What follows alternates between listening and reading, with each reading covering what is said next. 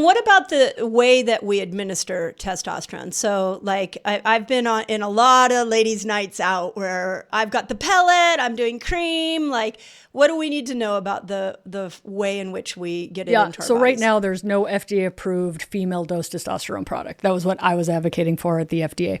And that's for various reasons.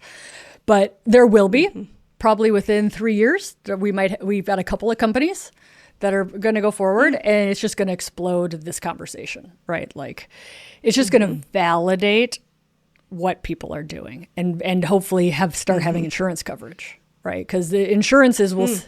Oh, it's not covered by insurance. Some insurances, but their refusal will say there's no FDA approved product, and insurance doesn't cover compounded products as well. Insurance doesn't cover pellets. Yeah. Right. So it'll getting an FDA approved product will be very validating and help provide coverage for people. So it's going to be great. But we don't have that right now. So we have several options. Okay. So what do we do, right? We can microdose a male product, most commonly Testum. It's the male gel. We can microdose an injectable male product. There's no patches right now, but there's no patches for men. There is an oral FDA-approved dose for men. Like a troche. Nope. Yeah. Nope. Oh, troches are compounded. Okay. So oral that you swallow, but it's specially formulated so it passes through the lymphatic system, because oral with testosterone is actually toxic to the liver. So these are lymphatically processed oral testosterone medications, FDA approved for men. Some women are taking the smallest dose. Troches are compounded. My problem with troches that they're very poorly published studies, very few studies on it. And I want to know how much is going through your liver, because you're putting it in your mouth. Are you sure it's completely transdermal?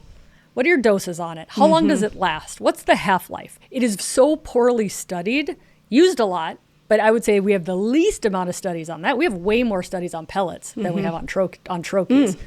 So I tend to shy away from, women, I see a lot of women just saying, my troche, X, Y, and Z, hair fell out, blah, blah, blah. Like, people have issues with it, but it's in some corners of the world, people use it. We do not have great data on that.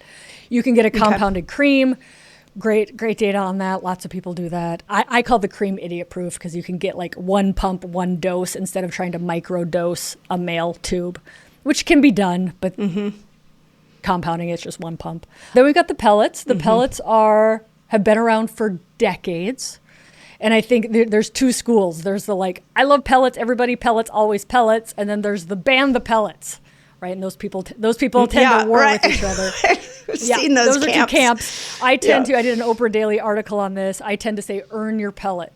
And what do I mean by that is know that you tolerate testosterone. Know that you might tolerate a higher dose of testosterone. Now say, okay, I like to live a lot higher. I'm not getting androgenic side effects. Maybe switch to a pellet for convenience.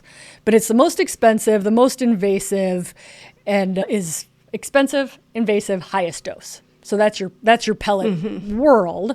If you go to a person and all they offer is pellets, then you need to know there's actually a lot of different options, and that person's probably profiting just from pellets. So like a true hormone provider is going to say, here's the menu. This is why I choose X, Y, and Z for people. These are the pros and cons. These are the different costs. There's a lot of ways to get testosterone into the body.